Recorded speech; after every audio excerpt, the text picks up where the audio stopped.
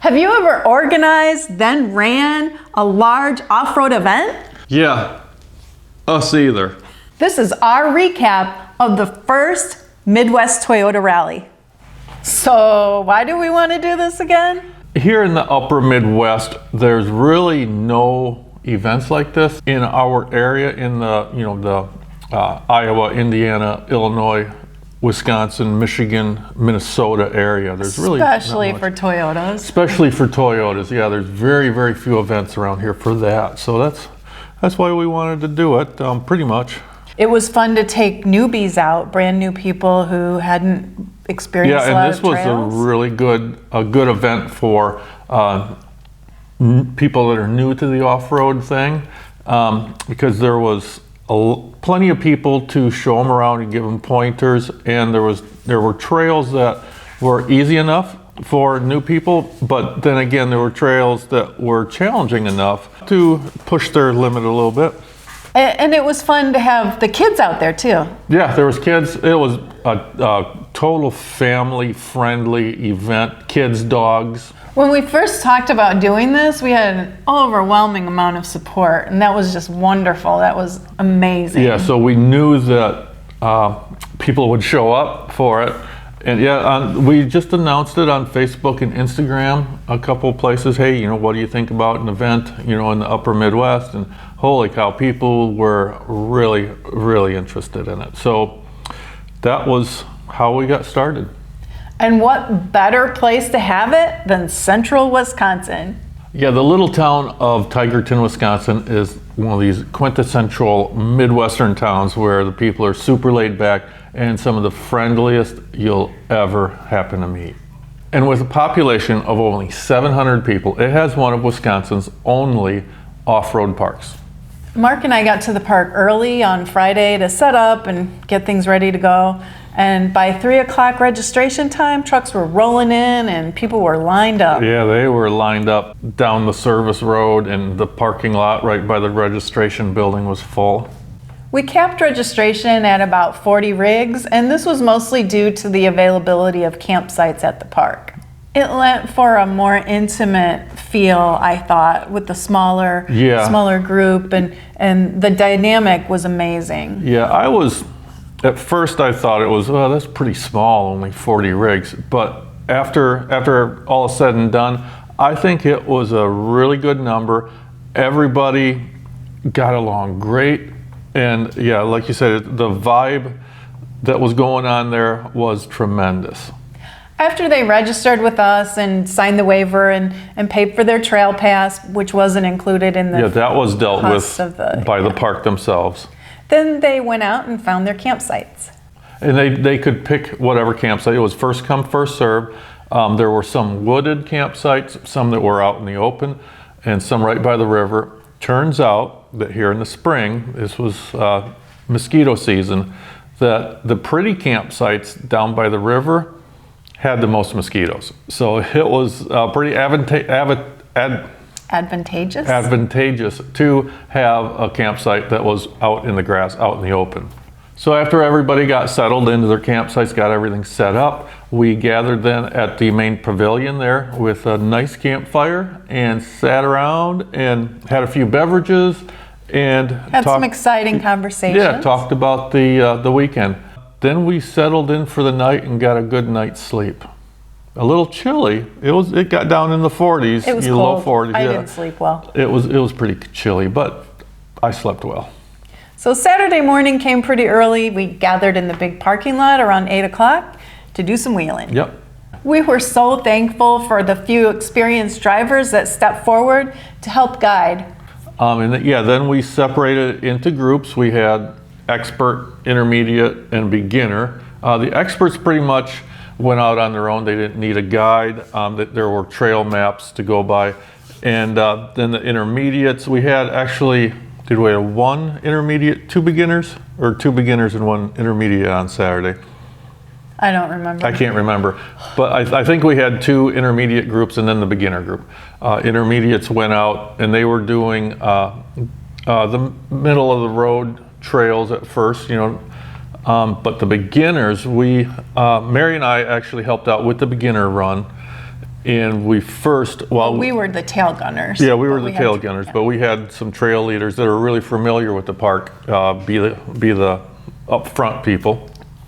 And what we did is at first we just explained, there were some people who weren't really handy at putting it into 4-low. So we explained how to do that with our Toyotas, how to turn on an A-track, when and why not to use a locker at times. And We drove around the perimeter of the park. There's yeah, an easy loop yeah, around we the park. started out really easy, went around, it's basically a rough gravel road that makes a big circle through the off-road section of the park. And then we started doing a little more technical trails. We Yeah. did some level 2s, Yeah. and then we started doing level 3s. Yeah, which kind of pushed some of them, but they all had a great time. No real damage. There were a couple of people who found out that the side steps are not rock sliders, and they got bent up a little bit on a couple of vehicles, but now they know that they need to get the real rock sliders on there if they're going to be doing this anymore. At 3, we gathered at the park's practice track for a little competition, blind man's race. Yeah, I was at first, when we first were planning this thing, I didn't know for sure how well that would be received, how it would go over, or how many people would actually show up for it. But it turned out that everybody showed up for it.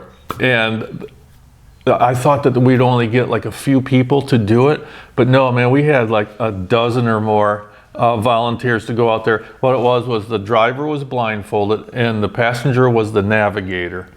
And it turned out to be pretty funny. Everybody enjoyed it, and we had a lot of laughs. And they said it was harder than it looked. Yeah. To lose Yeah. your senses when you're driving. And watching them, some of them had some difficulty.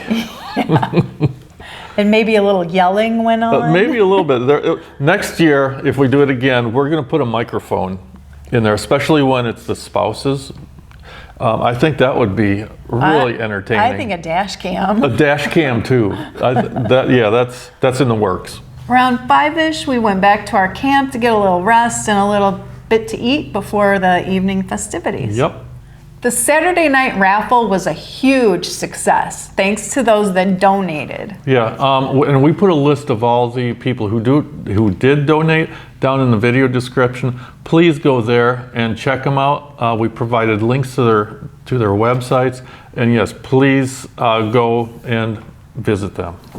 We had everything from a fridge to hundreds of dollars off of gift certificates for sliders and skid plates and red rubber and all we had kinds of stuff. gorgeous T-shirts and sweatshirts from Toyota Threads and some other. And a Toyota dealership in Madison sent us some stuff. Or one of the guys that was there brought it. He works at this East Madison Toyota. He brought a bunch of stuff, a bunch of shirts and hats and stuff that the dealership donated. He just was one of the participants. He brought the stuff. We raffled it off and gave it away. That was awesome. Yep.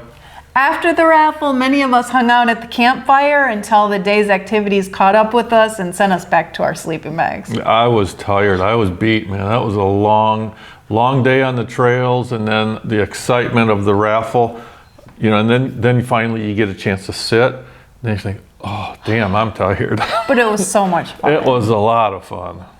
Sunday morning, some people had to go back home. Yeah. But there were a handful of us that went back out and hit the trails. Yeah, I would say probably half had to, because we had people from all over. We had some people from Texas, from Ohio, Iowa, Indiana, Michigan, Minnesota, Illinois, and some of them had to have a long drive home.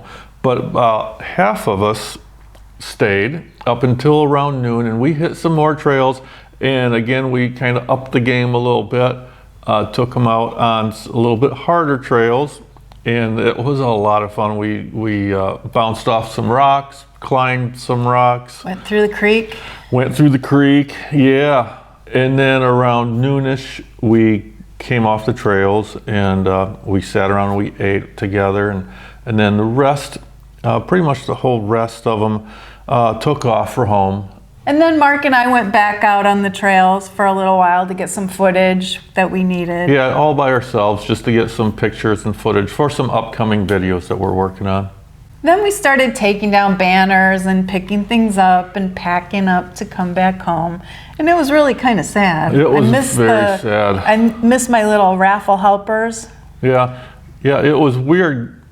It was just all of a sudden over.